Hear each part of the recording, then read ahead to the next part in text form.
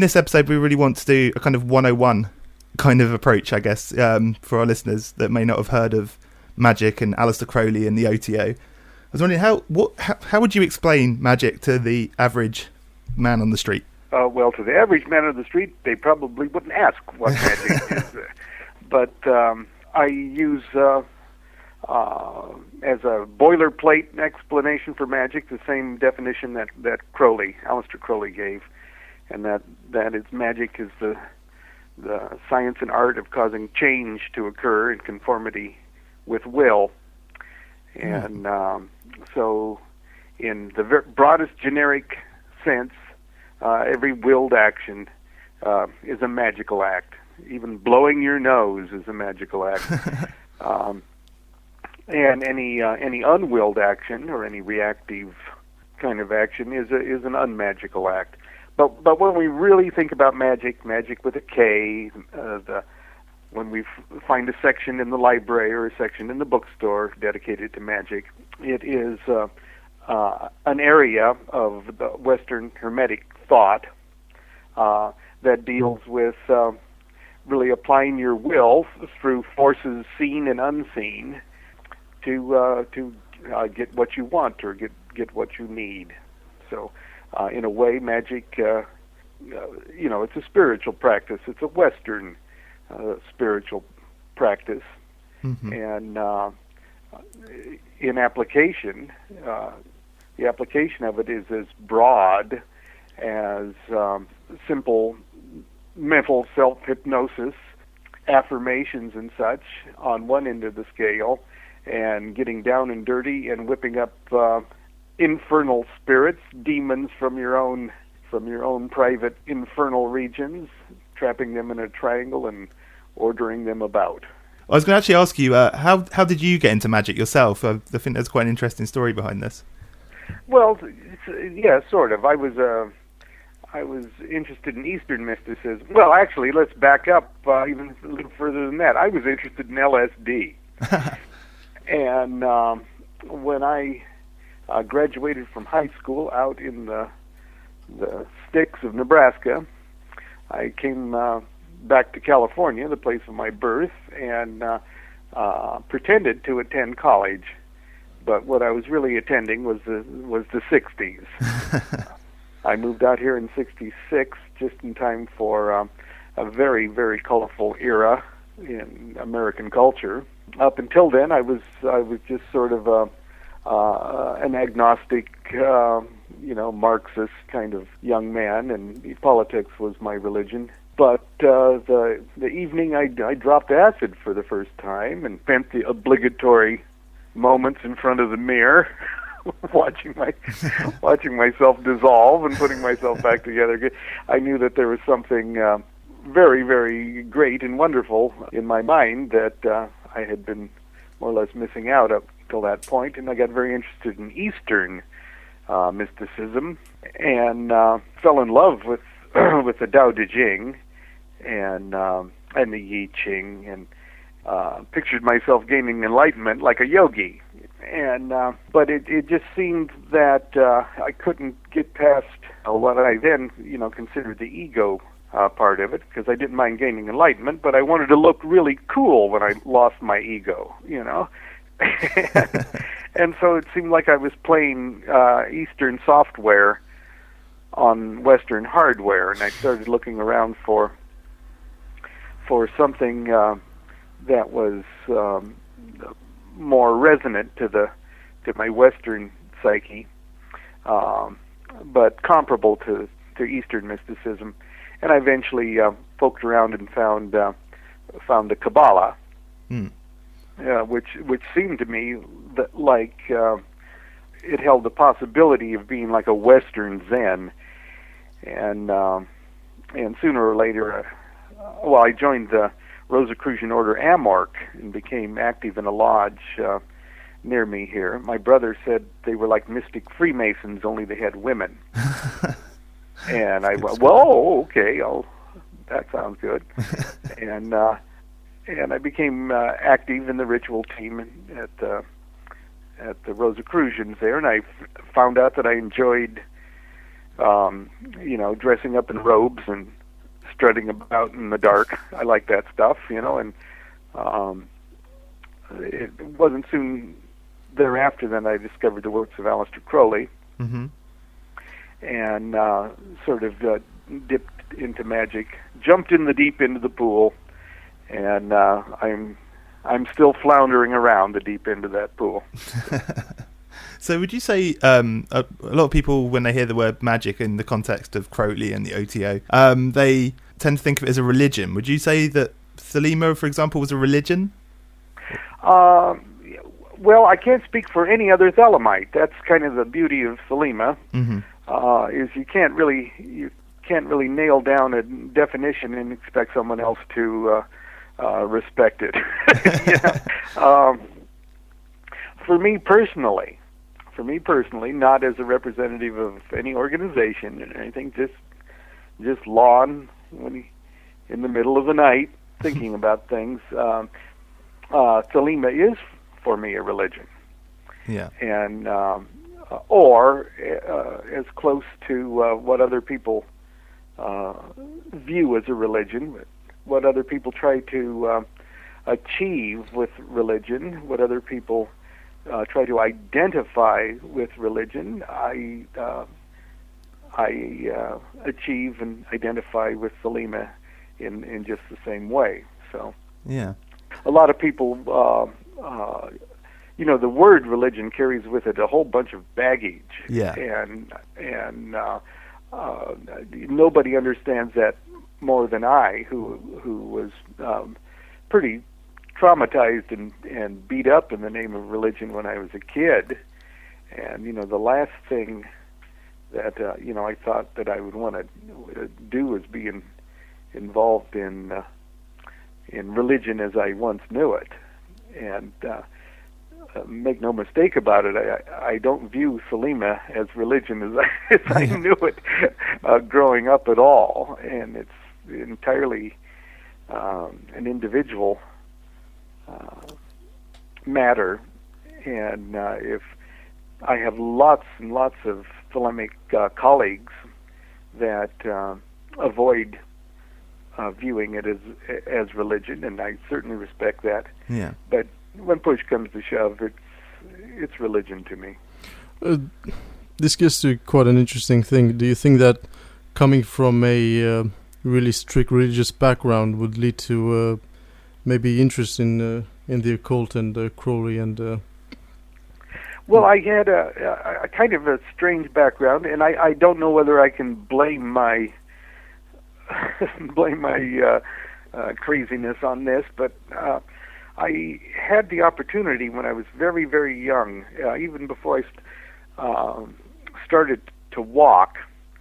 I was, and I think all of us at this time of our lives are conscious of, before we learn language, before we start to walk, that we have infantile memories, infantile level of consciousness that I think everybody more or less loses as they start to venture out in the world. But just as soon as I started venturing out in the world, when I was like 2, once I started to walk, they noticed I had a terrible limp, and it was painful for me to walk. And of course, they thought this was polio, back in 1950, and so they looked into it. And thankfully, I didn't have polio, but I had a bone disease in my hip. It's called Perthes disease, and that there was no cure for it. But if I didn't get off my feet, I would grind my hip socket into dust. So they put me back in the crib, and I was able to lay there, except for just a few breaks during the day.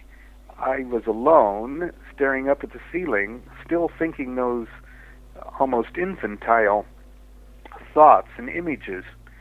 And I recall playing this game it wasn't a game. It was like I challenged myself to think about whether I was ever off, whether I was ever not conscious.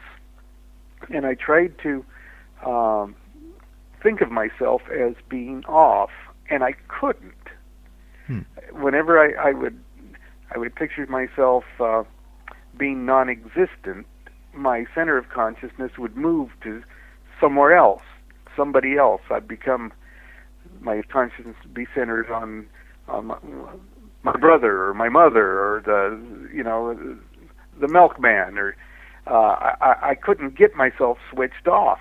Yeah. And so I kind of finally gave up, thinking that it must be that I'm on all the time, in a very strange way. And I don't want to get into reincarnation and things like that, because I did have very, very clear and very vivid adult memories of various kinds while I was laying there. I could drift in and out of consciousness 24 hours a day. So in the daytime I wasn't completely awake, and at nighttime I wasn't completely asleep. So I had a period of several years of being able to actually toy with my consciousness. And well, I guess that's what made me crazy when I grew up. But I don't know if there's. I sort of half-assed believe in reincarnation, in that I think it explains a lot of things, but by the same token, I don't believe in a very linear kind of incarnational theory, because when you fall asleep, when you take a nap, you start screwing with time. Yeah. And you can take a nap that seems like 10 minutes, and you wake up 4 hours later, or vice versa. So if we can screw with time so much just in our day-to-day life, then time must be really, really different when our consciousness isn't convinced there's a linear scale here that we're involved in. So. It's not that I don't believe in reincarnation or life after death. It's just I'm not sure that there's the word after even makes any sense, or that time should necessarily move forward and all of that. And maybe my memories came from genetic memory and such. But I knew there was something else going on, and I was very, very sort of mystical from the get-go. And when I started attending Sunday school and Methodist Church Bible school and things like that, it was just very easy for me to go, what the hell are you guys talking about? Do grown-ups believe this? Yeah. Give me a break. And so I was sort of I was well prepared to meet the 60s. Yeah. Oh, you mentioned earlier on Aleister Crowley, and I'm sure. I mean, we're still quite young as a podcast, but we're going to obviously touch upon him in quite a few episodes. I think he tends to crop up in a lot of places. One thing I feel that people miss with Aleister Crowley is his sense of humour. Now, I've noticed in the way you write, you tend to have a kind of sense of humour to the way you approach your topics. Would you say that was influenced by Crowley in any way? Yeah, well, yeah, probably so. But it was more in. I would love to take things completely seriously and be a distinguished, august personality, and because isn't that what occultists are supposed to be? They're supposed to be kind of dark and. Yeah. But well, first of all, Crowley's humor endeared him to me, and not everybody gets his humor. Yeah. And to me, that was a sign of a very, very high a high intellect, and Yeah. and not only that, but it made so many things that would have passed by my glossy-eyed, terrible study habits, and because of the humor, just like it delivered it straight to my heart with a silver bullet of giggles, Yeah.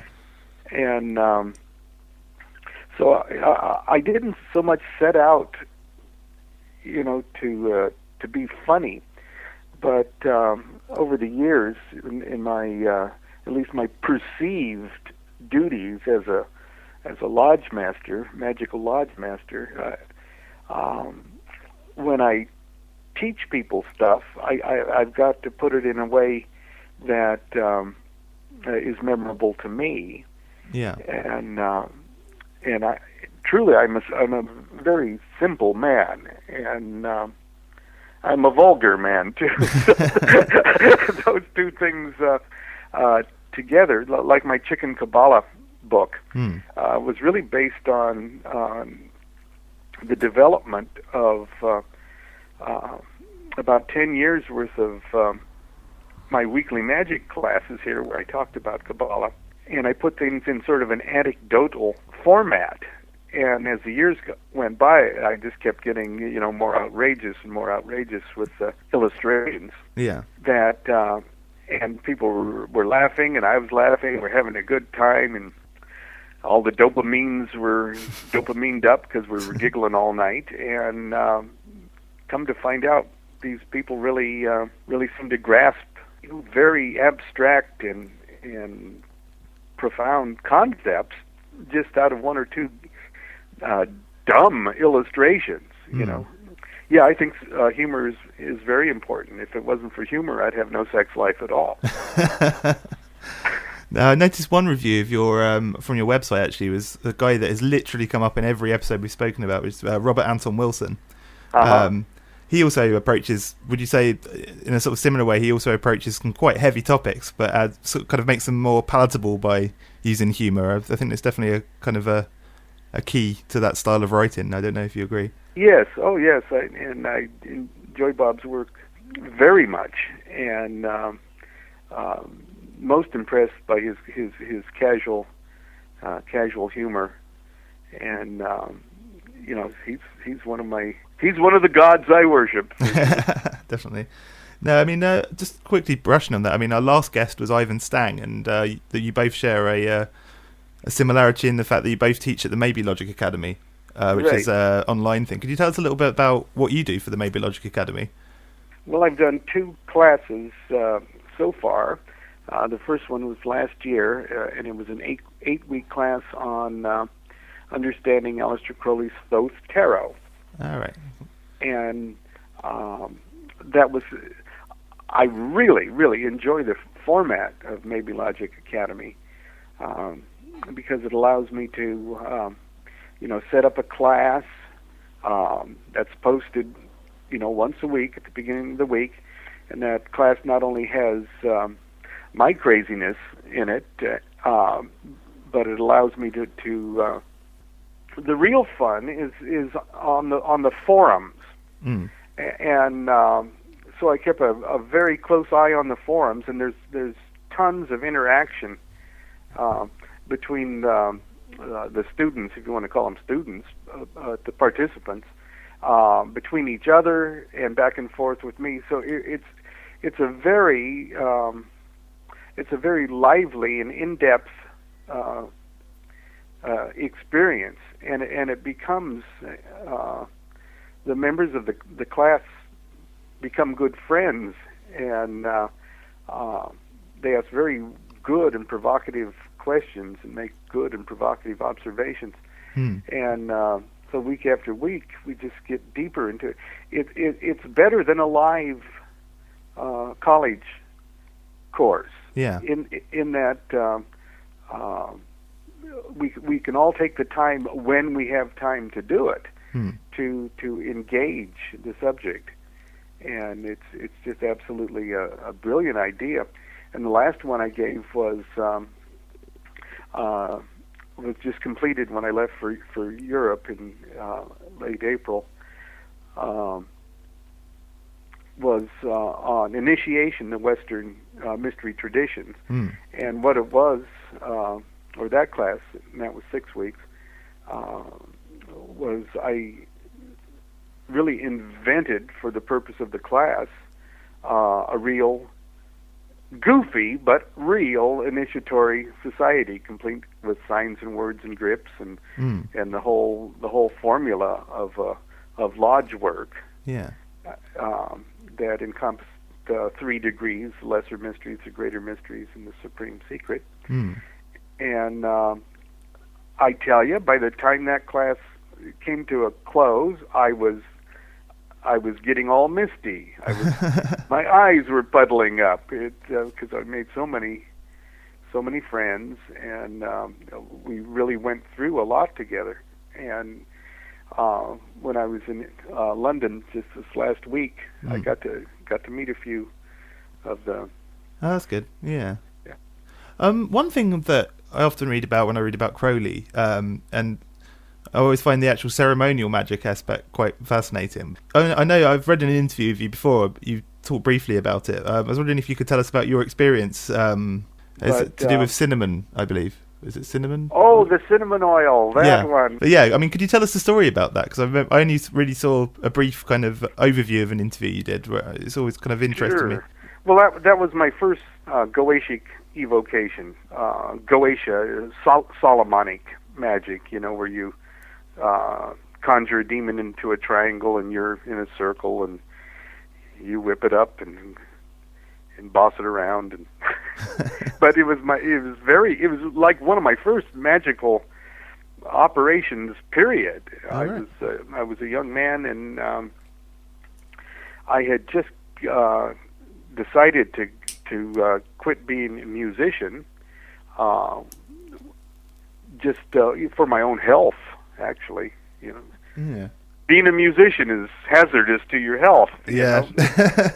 Especially if you're, moderately successful. And I was for 14 years. That was my job. I had no other day job. I did studio work. I worked as an artist, made records.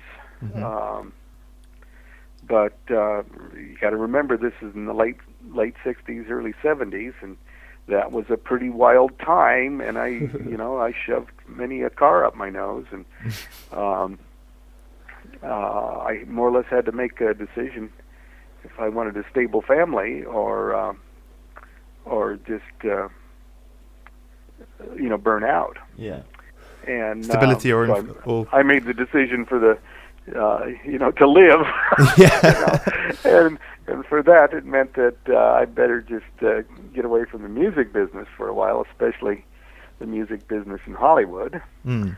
And so that meant that I was totally unprepared for objective reality, because I was trained only in music. I've been a musician since my high school days, and I was unskilled. I only went to college to,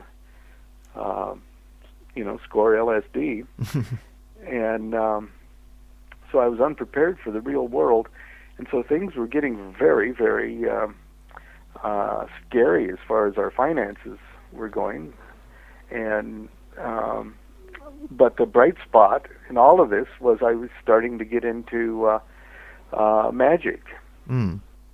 And one of the first books that was recommended in my early studies was the book, the Goetia. And it was recommended to me not to do it, but to become familiar with it. Mm. But I began looking at these spirits and saying, wow, these guys can do stuff for me. Mm. And but my teacher, my magic teacher, which was Phyllis McMurtry, or later known as Phyllis Seckler. Yeah. And she had been a student of Jane Wolfe's, and Jane Wolfe was a student of Crowley's. Yeah. I really respected this woman, and very proud that she had taken me under her wing. And I mentioned the fact that I wanted to do this ceremony to change my life, to turn my life around. She said, "No, you don't do that stuff. That's low magic. you know. And she said, don't do that. So I respected her. But behind her back, I was preparing to do it. And just in case things got bad. Well, things really did get bad, and I lost my last guitar student, and literally was looking starvation in the face. Mm. And I had a 3-year-old son and a wife that depended on me, and we're about ready to lose not pay the rent, and so I said, well, I'm going to whip up one of these little suckers. Yeah. and cause him to change my life, turn things around. Basically, that was it. My life screwed, turn it around. And so I prepared all things as best I could according to the formula, and I made a nice conjuration.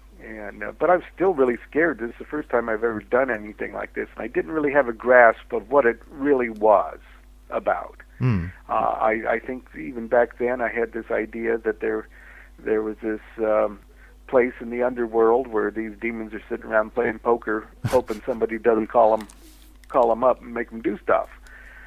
But part of the preparation was to prepare or to obtain this oil of a bromelain, this anointing oil that was mostly made up of pure cinnamon oil, which it burns your skin. Yeah, when you put it on you. And I had slopped that all over my wand, and then according to the book, you anoint everything in your temple with it. And my temple was my son's bedroom, and I said, go play in the living room now. Daddy's got to call up a demon. All right, so you did it whilst they were all there. Yeah, and it was a very hot day, and I was in a black robe, and I conjured this thing up using my little conjuration, and nothing happened. And I did it again, only more energetically. Yeah. And by then I was sweating like a pig, and still nothing happened. And I was standing there in the circle looking at that little cardboard triangle I'd made, and the demon sickle was in the triangle, and there's some incense there burning away, and I had all the toys right, okay? Yeah. But nothing was happening. And so I guess I had a little nervous breakdown. And at the time I didn't know that having a nervous breakdown is what this was all about. And but I had a little nervous breakdown, and I really plunged myself into a very, very grim and depressing stage where, all my life I've let good things pass through my fingers. The reason I'm starving to death here, the reason my little family is getting ready to be homeless here, is because all my life I've expected things to be handed to me on a silver platter, and that the reason I'm out of the music business is because I'm too weak to handle the stress of it. I'm too lazy to pay any real dues. Then I realized that the whole thing that I'm trying to fix is I'm trying to fix something in myself. Mm. And the whole idea of whipping up this spirit was pretty damn stupid, because instead of going out and getting a job, I conjure a genie to fix my life. Yeah. And that's even more ridiculous. And here I am in Southern California with no car, no job. In Southern California, you've got to have a car just to, get milk in the morning. Mm. And I said, just look at you, you idiot, you son of a, Yeah. And I started to just whack my wand against the palm of my hand, and I started to curse myself. Hmm. And I whipped myself up into a stage, and while I was all the while I'm doing this, I'm staring at the triangle, not because I'm thinking I'm going to do magic anymore, but just as a place to nail my eyes, while I crucify myself. And I finally come to the conclusion that as I'm yelling at myself, while I'm beating myself up, while I'm identifying the true source of my problem, it occurs to me that the demon is a metaphor for this part of myself. That's the problem. Right. And it was a glorious epiphany. That's what this is about. I finally have somebody to blame for all of this, and I can take it all out on this demon. The demon is my problem. The demon doesn't, the demon can fix the problem because the demon is the problem, and the problem's with me, but my name is, in this particular case, Orobas. And so when that happened, the whole atmosphere of the room started to change. The whole vision of the triangle and my own perception began to change, and the spirit started to appear. And and I was kind of confused at that point. I said, well, the last thing I expected. Actually, the last thing I expected to happen was that the magic worked. After all, it's magic. You do it to escape. You don't do it to make it work. Well, it was working, and as it became clearer, I had to gather my thoughts. Well, anyway, sweat ran down out of my scalp over that oil of a bromelain, and it dripped into one of my eyes, and I took my my free hand, because I had my wand with the other, just to kind of wipe the sweat out of my eyes, and I realized that the sweat was soaked with this pure cinnamon oil, and my hands were covered with this cinnamon oil, and that I just rubbed concentrated cinnamon oil into my eyes. And so it literally was a case of the demon started to appear in the triangle, and then my eyes caught on fire. Not a good combination. And I couldn't keep my eyes open, and I couldn't keep them closed, and it was literally a magical industrial accident. And I had to I pinched my eyes closed because it hurt less that way, and then I bounced off toward the bathroom that was connected to my son's room. And in the process of doing so, I watched myself as if I were perched in the corner near the ceiling. I could see magically. Like when people say that they're on the operating table and they can see the whole operation going on. Yeah. It was like that. Only I could see myself bouncing around toward the bathroom door there in that stupid little robe with the armpits that were too small, and I had a goofy little yarmulke on the top of my head, and I looked ridiculous, And it was not at all impressive because I was in true fear of losing my eyesight. Yeah. And I went in the bathroom and got in the shower and eventually washed it out enough where I could keep my eyes open.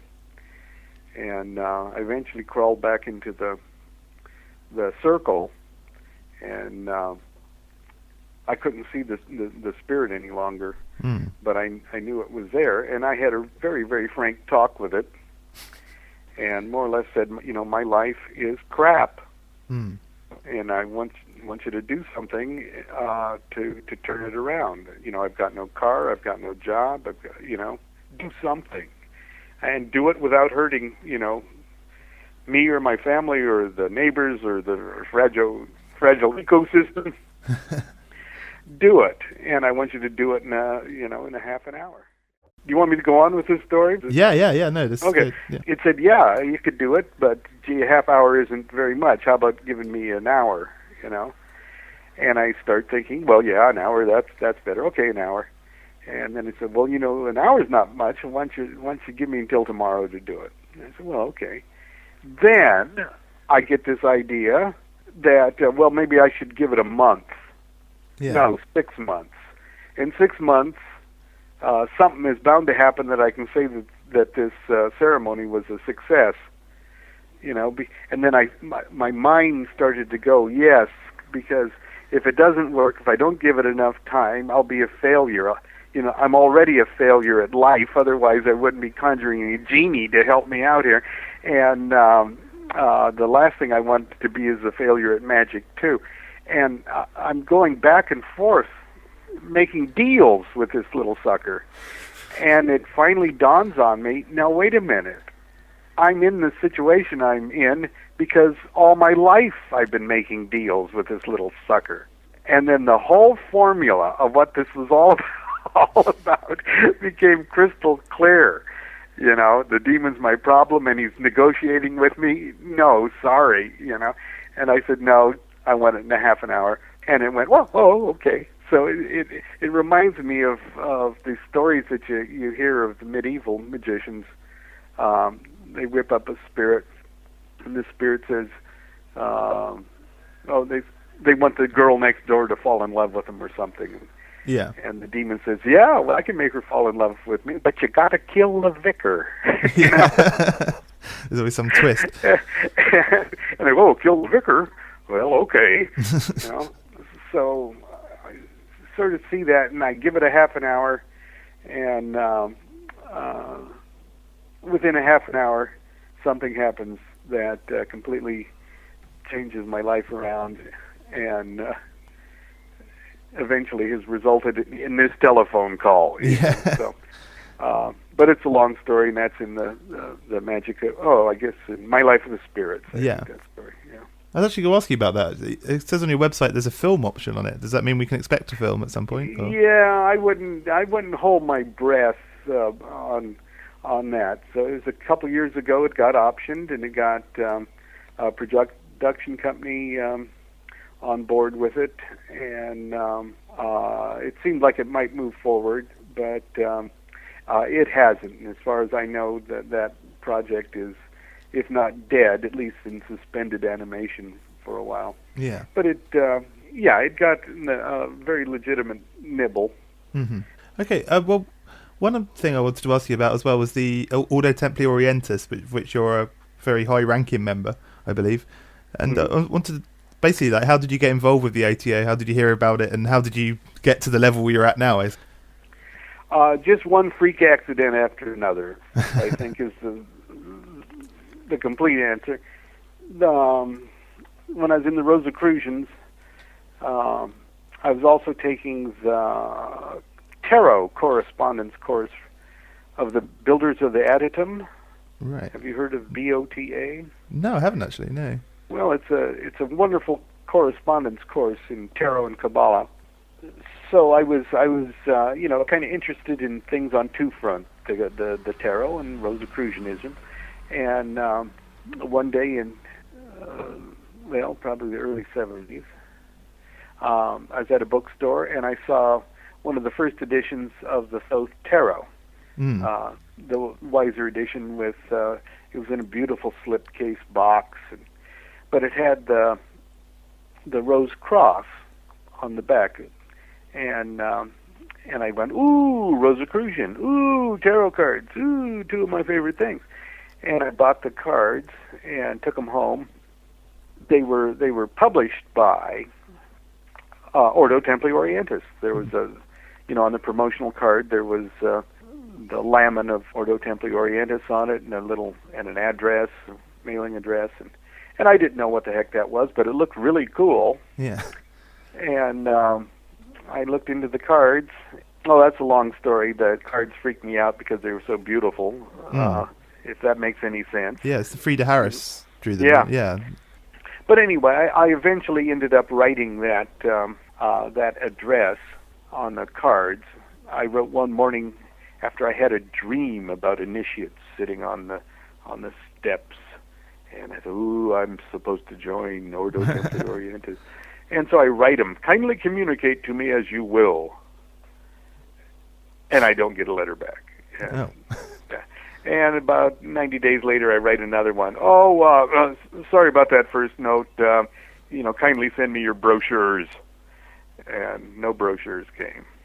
And by the time they eventually got back to me, I had written another long letter. And I had no idea at the time that there were, of at least this ilk of Ordo Templi Orientis, just about, there were 5 living members left from old ninth degree members from Crowley's day, and that was the order. All right. Grady McMurtry got his ninth from Crowley during the war.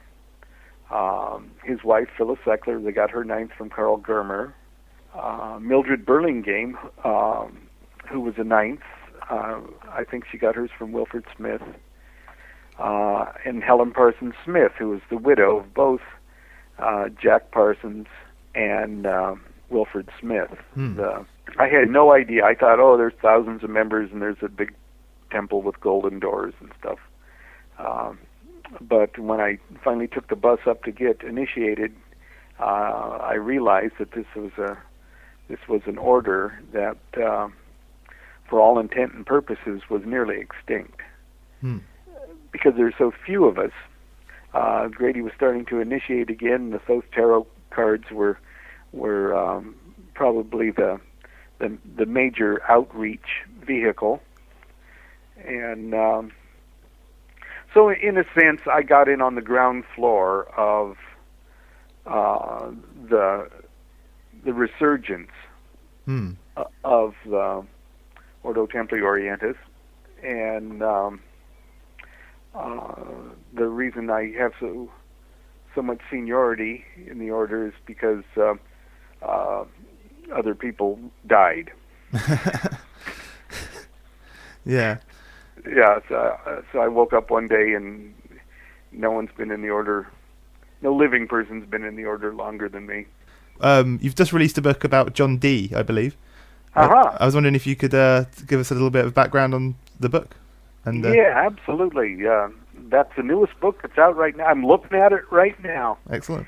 It's called Enochian Vision Magic. And the subtitle is, here, let me look at the subtitle. Subtitles are so long I forget. An Introduction and Practical Guide to the Magic of Dr. John Dee and Edward Kelly. I've given Enochian classes at the house for, at least the last 25 years. Yeah. And the magic that we've done for most of these years has been the out-of-the-box, Golden Dawn, Crowley kind of Enochian magic, work with the elemental tablets and working with the aethers of the Enochian system. And in 2005, I gave a 30-week class whereby we covered the aethers.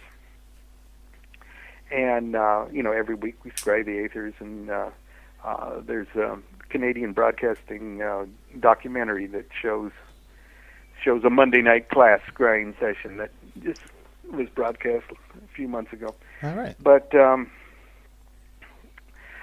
this time I really took advantage of all of the original Dee material that is now available on the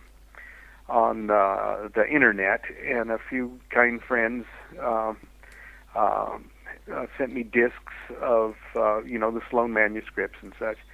And for the first time, I got a really, really good peek at the periods of time that preceded the reception of the Enochian material. Dee and Kelly worked on their angelic workings for over 3 years. They worked together on other things a little afterwards, but for 3 solid years and change, they worked on this angelic workings. But the Enochian material as we know it today is only the result of the last 9 months. The last 90 days. Yeah. Of their time together, and the rest of the time was spent on 2 other magical systems that brought us things that we're kind of familiar with, the Holy Table and the Sigillum Dei Mess, and other things. But we're aware of them. But how the heck did they use them? Yeah. And so, as I was reading along and digging a little deeper, it occurred to me that Dee and Kelly didn't get the Enochian material until the very end, because they were being, as it were, attuned and prepared with these other two things, these other two periods. Yeah. Just like a modern magician will start learning pentagram rituals and things to attune his or her mind with the terrestrial sphere, the sphere of the directions and the elements and stuff. Mm-hmm. And once the magician is comfortable with that, we move on. We expand our consciousness from the earth to the sun, and do hexagram rituals and things. And in that same way, that same step-by-step way, it occurred to me that Dee and Kelly were being attuned. They were being prepared with these earlier systems. Yeah. They needed to create that holy table. They needed to connect themselves to the holy table with this special lamen. They needed to wear this ring. They needed, to get into this groove before the big Enochian bombshell was laid on them. So that's what this book does. And the world doesn't need another Golden Dawn Crowley Enochian out of the box book. Yeah, there's quite a few. Yeah, but at least my class and myself needed this book, because it we use the holy table, we use the lamen. Okay, we understand how it's created, why it was created, what it was doing in Dee and Kelly's mind, so that by the time they were talking with Nalvij and getting the material that we are familiar with, these guys had gotten themselves tuned up. And so this book is kind of a how to tune up to do Enochian magic. Excellent. Well, there's a couple of things I wanted to ask you, actually. Whilst I was browsing, looking for pictures of you, actually, to put up on the website, I always put a picture of the guest of the week. I saw a picture of you, and pardon my ignorance on this, but a picture of you with Timothy Leary, I believe. I'm wondering if you could tell us about your experiences with Leary at all. Well, Leary was one of my early gods, and I loved Tim Leary. I wish I could say we were great friends, and that picture was just another one of our many laughing encounters. But actually, one of our lodge members was his publisher, Peace Press, and we just wanted to thank Tim Leary for raising the consciousness of the planet.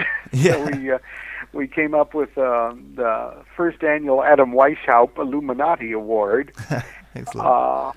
And we presented it to him at a public event, and that was at that award ceremony. After his death, just recently, just recently they had an auction of his effects at Christie's in New York, and the Adam Weishaupt Award was among the things being auctioned. So right. I don't know who got it, but we couldn't afford to get it back. The second annual award went to Bob Wilson. Good. Yeah. I'm a big Wilson fan. Another person I'm actually quite a big fan of that I know you were in contact with was Israel Regardie. I was wondering if you could maybe talk to us about your experiences with him as well. Yes, Regardie was a super charming guy, and was first introduced by Grady McMurtry, and we went to his house in Studio City, and I was most impressed because it was about 10 o'clock in the morning, and he served champagne cocktails. Nice. I was impressed with it. And we found out that we were both DMLA, the Young News Masonic Organization, and we gave each other the grip.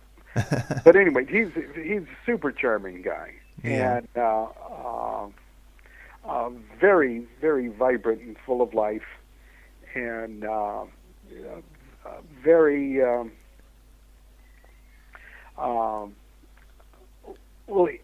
he's the sharpest magician that I've met. Yeah. Okay, not that All my other friends aren't sharp, but he was really sharp. And we discovered early on that we both had a collection of letters from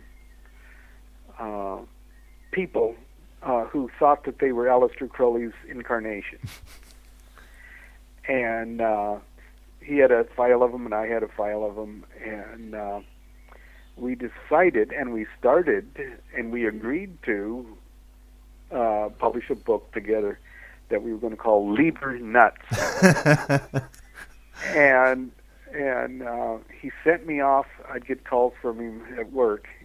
He says, I've got us another incarnation, and go to his book launch. So he would send me on these little errands where, I'd go to some guy that self-published a book that he was Crowley. I'd talk to guys who, I don't have any memories of being Aleister Crowley, but if you could tell me a little something about his life, I'd be happy to remember. Well, go ahead. Yeah, I was just going to say thanks a lot for doing the interview. And if people want to find out more about you and your works and what you're going to be up to in the future, where would you point them to? Oh, my website, which is just lonmiloduquette.com. Okay. Well, thanks a lot for coming on. I really appreciate you giving us the time. And thank you. And hopefully we'll have you on again with a better connection, probably okay. next time. All right. Well, thanks a lot for doing that anyway. Okay, bye-bye.